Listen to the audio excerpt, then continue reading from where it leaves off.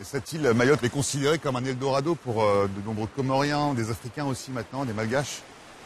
C'est un bout de France, un bout d'Europe en plein cœur de l'océan Indien, dans le canal du Mozambique. Ce qui explique aussi en grande partie les tensions qu'il y a sur cette île. On va aller raconter tout ça.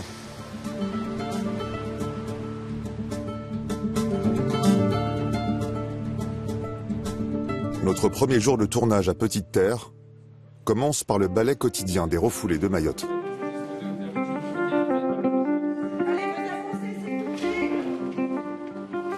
Allez, on y va.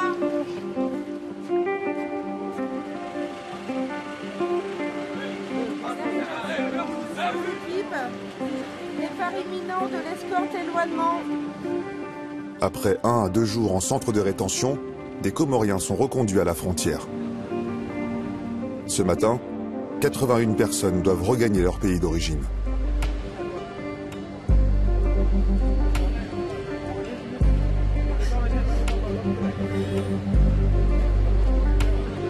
Comme Mohamed, il a 29 ans. Vous étiez à Mayotte depuis combien de temps? Depuis septembre 2020. Alors la police des frontières m'a attrapé, ils m'ont dit que vous êtes rejeté. C'était quoi votre rêve à Mayotte? Bon, je suis étudiant sortant à l'université des Comores. Alors mon rêve c'est d'avoir une meilleure vie.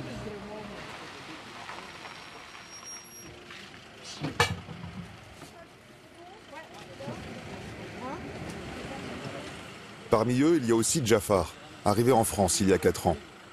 Sa demande d'asile a été rejetée. Vous, pourquoi vous êtes expulsé, monsieur? Pourquoi vous avez demandé l'asile? Moi, je suis gay. C'est bon. Parce que vous êtes gay? Ouais.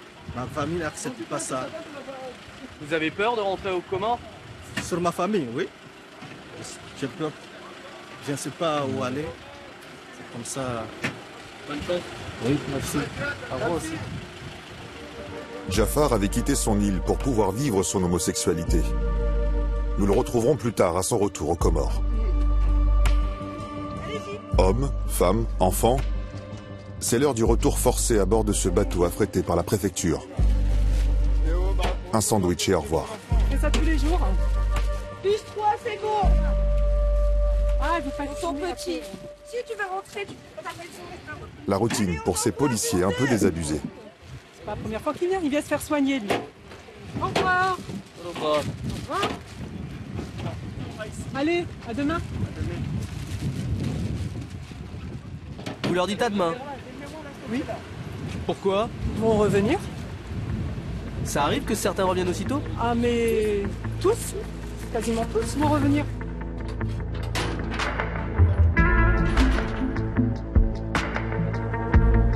L'année dernière, 25 380 personnes ont été reconduites hors de Mayotte. À elle seule, la petite île de l'océan Indien expulse près de 2 fois plus de migrants que la métropole tout entière. Pourquoi les Comoriens sont-ils si nombreux à vouloir quitter leur pays? Cap sur Anjouan, l'une des 3 îles de l'archipel.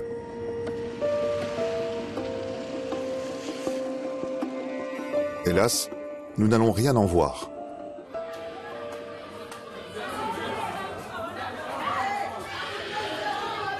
Nos reporters Yvan Martinet et Olivier Gardette se présentent comme journalistes. Les voilà retenus à l'immigration. Ils filment avec leur téléphone. Monsieur.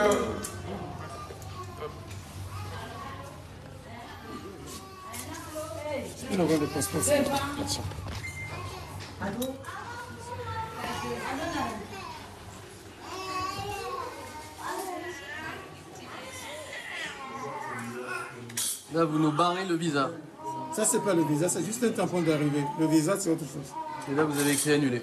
Ouais. Ben, on est très déçus de ne pas pouvoir raconter la vie des Comoriens. Est-ce qu'on peut juste savoir la raison de notre renvoi, monsieur? C'est pas la raison de votre renvoi parce que vous n'avez pas eu d'autorisation. L'envoi était fort. Aussitôt arrivés, aussitôt refoulés. Ils sont reconduits au bateau. On y va.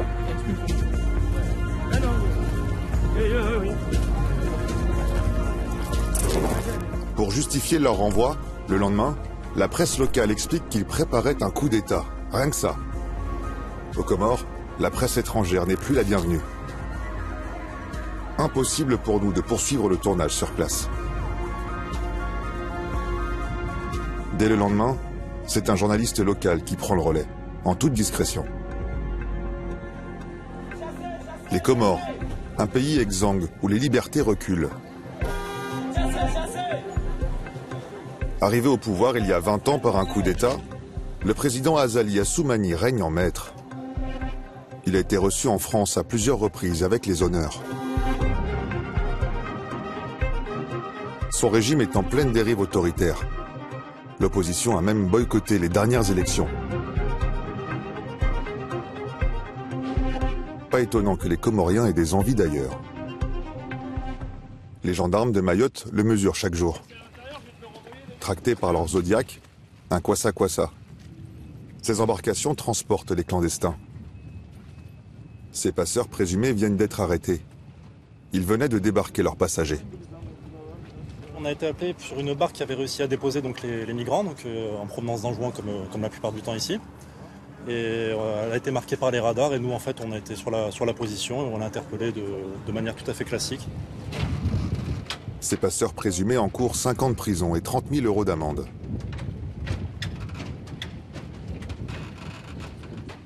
Le retour, ça peut arriver qu'il y ait du matériel volé à bord, c'est-à-dire donc, ce qui provient de cambriolages qui ont été faits sur Mayotte. Ça peut être des motos, du matériel informatique, des bijoux, tout ce que vous voulez en fait. À l'aller des migrants, au retour du matériel suspect? C'est exactement ça. Au bout du quai, les kwassa-kwassa a résonné ces dernières 24 heures. Il y en a plus d'une dizaine. Bateaux et moteurs seront détruits.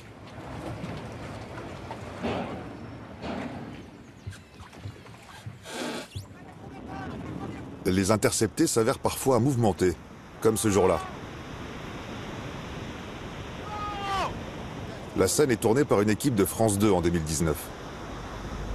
À bord du bateau, des agents de la police maritime.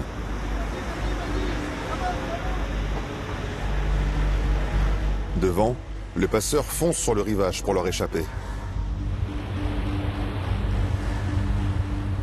Les clandestins prennent la fuite. Certains gravissent la paroi. Sur les 9, 4 seulement sont interpellés, dont ce père et son fils. L'année dernière, 571 kwassa-kwassa ont été interceptés.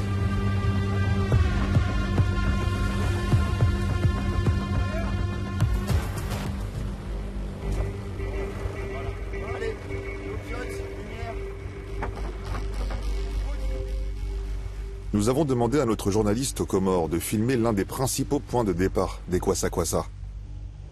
Ici, les pêcheurs sont parfois passeurs, comme Otera. À 46 ans, lui dit s'être retiré des affaires après des années d'aller-retour clandestin entre les Comores et Mayotte.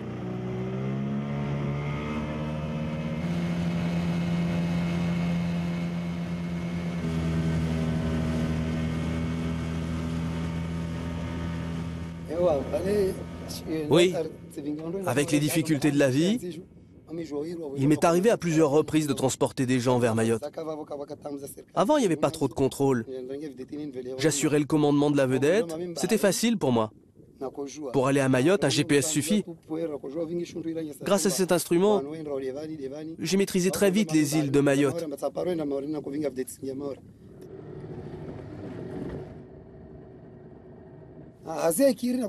Ça rapportait 400, 500 € par voyage. On se les partageait à deux avec mon matelot. C'était la belle époque.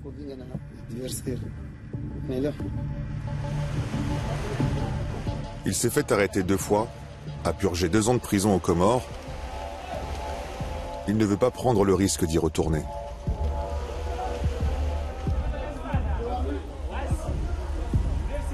Mohamed, lui, continue malgré tout. Les poches pleines, son kwassa-kwassa chargé de migrants, ce fan de l'OM fonce droit au but, vers Mayotte.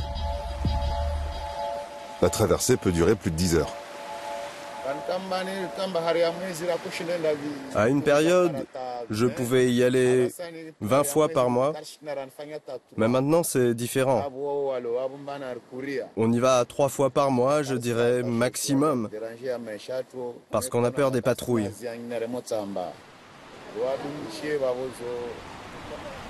Les passagers, ils paient combien chacun pour pouvoir monter à bord et faire cette traversée avec vous? Pour une traversée, les passagers payent chacun 300 €. Et le risque de naufrage? Certains chavirent en tentant de rallier Mayotte. Oui, bien sûr, c'est un risque qui nous préoccupe. J'ai déjà des amis qui sont morts avec leurs passagers.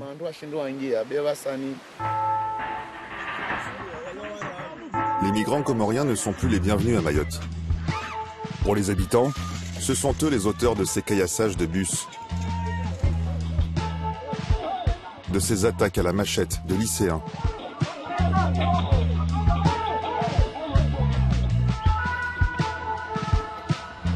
Ou encore de motards. On ne peut pas continuer dans cette vie-là où chaque jour, chaque instant, chaque moment, on peut risquer notre vie. Le climat général d'insécurité serait directement lié aux migrants selon les Mahorais. Alors régulièrement, l'île s'enfièvre, des émeutes éclatent.